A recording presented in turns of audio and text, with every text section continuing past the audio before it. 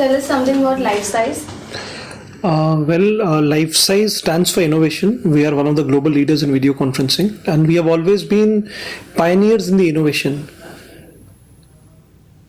I will start right from 2005 when we launched our first high definition endpoint. There was practically no competition. There was nobody in the market in that domain.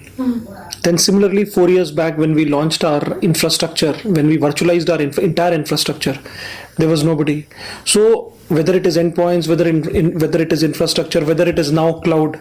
So in cloud, we have an end-to-end cloud story, which nobody has right now today. We have always invested in the technology very heavily, and it has helped us in staying ahead of the competition by many years. Whether it is low cost high definition endpoints, whether it is cloud service, we have always been one of the first to innovate, and we have always transformed the industry, whether from standard definition to high definition. Lifesize was the main player which transformed the entire video conferencing industry in 2005. Earlier there used to be only standard definition, so we were the first one who introduced the high definition. We were the first one who virtualized the infrastructure, and similarly cloud, if you ask me, today we have practically no competition. If you ask in India, we have no competition. None of the players who are there, who are our so-called competitors in the video conferencing space, they don't operate in the cloud. So this is what I would say about Lifesize. And what makes Lifesize Cloud better than the other counterparts in the market? First, I would like to tell you, in India, we have no competition. The ones who are there, who are our true competitors in the cloud, they are not in India. Okay. Number one. Number two, we are the only one who have end-to-end story on cloud. It is like pairing the endpoints with the cloud service. And it is not that our cloud service is not interoperable with other endpoints. It is absolutely interoperable. Even those endpoints which are 8-10 years back, it is absolutely interoperable. But at the same time, we have our own endpoints, which few of our competitors don't have. They only have a cloud service. They don't offer high definition endpoints. So the industry is being transformed to today low cost, high definition endpoints pairing tightly with the cloud. This is the industry where it is heading to. I've been in this industry for close to 12 years now. So it is a dramatic change which is happening in the industry. It is like, I would say, the entire industry is evolving around consumerization of the enterprise. Because what used to happen is that earlier video conferencing used to be only used by certain top people in the organization. It has not gone well down among the masses. Now it has started with the cloud service. The scalability is so good that it is now adoptable to all kind of people within the organization. Video conferencing is still in a growing phase in India. So which technology do you think can catalyze its growth? Cloud is the best thing I can tell you. We can offer a better solution at practically 1/5 of the cost. Okay. And here is, you can scale up. Today, if you ask me, mobility, a guy walking down the street, he can have a video call with me. I can have multi-party calls in which a person who has an iPhone or an Android phone, or a person who has a normal phone but he wants to join on an audio, everything is possible. And the best part is, it is cheap, it is not expensive. So the adoption will happen only when the prices go down. Adoption will not happen because you've seen what has gone to people have seen the telepresence era. It has not been successfully globally it has been a failure. It has been a failure globally for everybody. As a technology also, nobody has that kind of money to invest. So here, if you see, the cloud solution is offering scalability, is offering high quality at a reasonable cost. So this is only what is going to catalyze the entire growth. The adoption of video conferencing solution is very slow in India as compared to other countries. Correct. So how is Lifesize taking advantage of this opportunity? Well, if you ask me, our cloud runs on a lower bandwidth. So let me give you an example. Even on an iPhone, I can do my video call. Okay. Even on a data card, I can do my video call. even at my home brand broadband,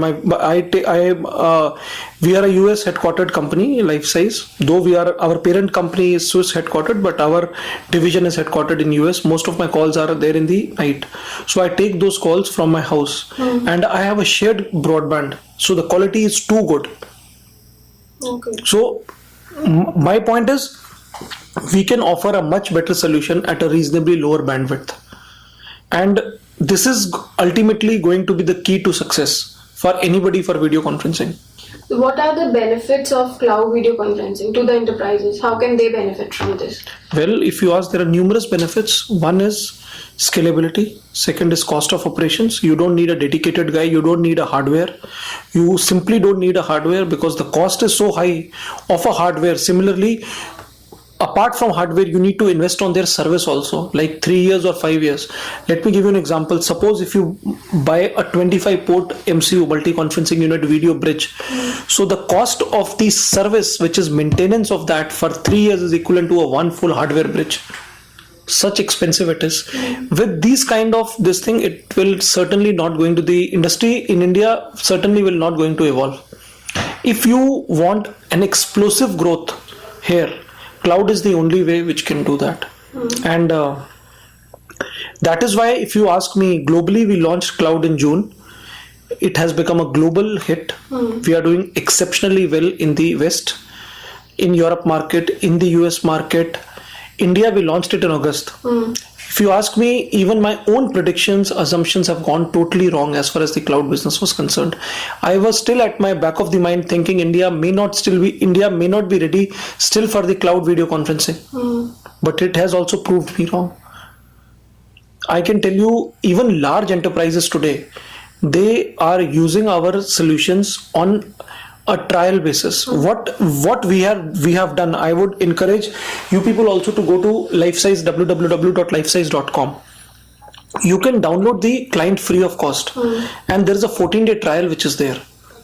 And as you said, the competitors, you should ask those guys who claim that they also offer that solution, do they have this kind of facility in which they go to the website and the client is downloadable free? It is not. They are trying to prolong the sales cycle by confusing the customers, by confusing the resellers.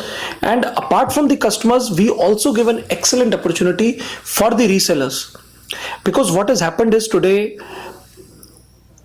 certainly it will not work. People buying large value MCUs or large port hardware boxes on premises, it is certainly not going to be the right solution.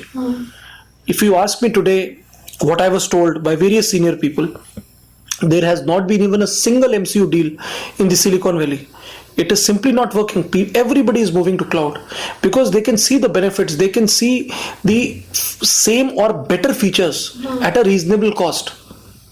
So that is one of the main reasons for any enterprise to go. Then is manageability.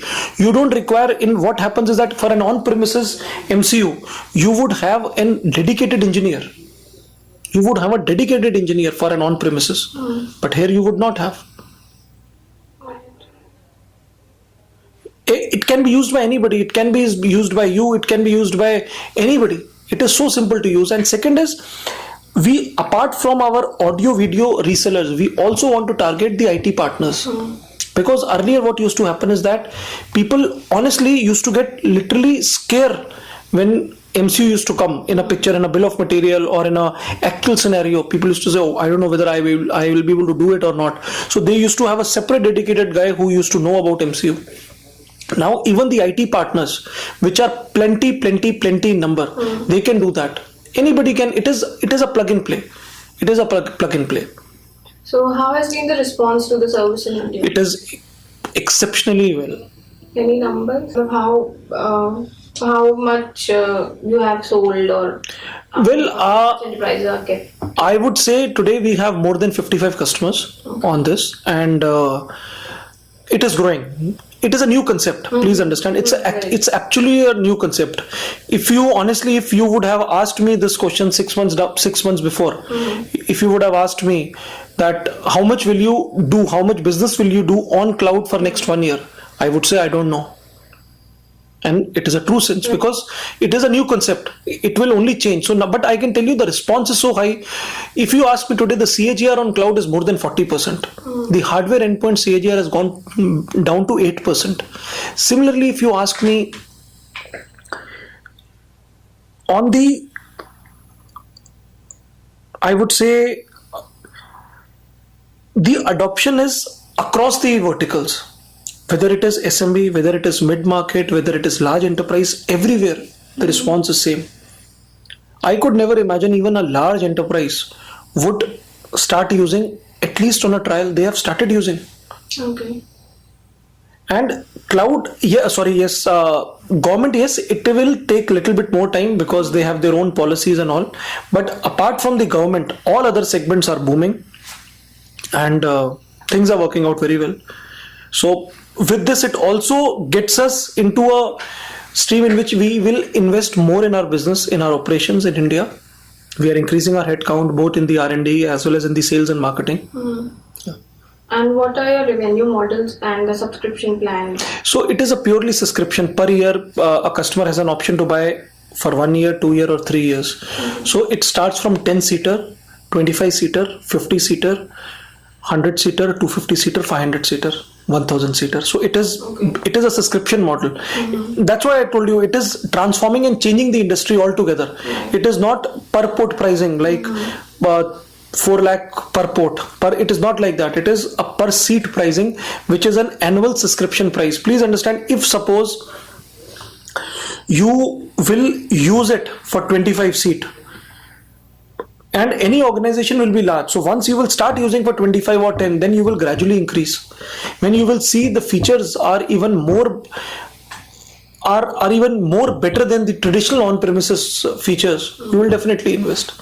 And recently you introduced the new enhancements for the Lifesize Cloud. So tell us something. So there are certain new enhancements which we have, like recording, streaming, link integration. So there are various things which we have introduced because our focus area is a lot on cloud. And today, we are the only one who have an end-to-end cloud story on the video conferencing. Nobody has that. You name anybody, nobody would have. They may be having endpoints, they may be having telepresence, but they would not have a cloud. The one who has a cloud, they may not be having an endpoint. And next is, we are interoperable with everybody. So these are certain key features which are there. And what difference do you see in the Indian market and the other Asian markets when it comes to... Well, if you ask me, I would compare Indian and the Asian markets more or less same, at least China. India, China are price sensitive. Australia, yes, it is a technology driven. It is not that price sensitive. Similarly, Japan, though the size of the country is small, but the adoption is very high in Japan, very, very high. So I would rate myself at par on price with China.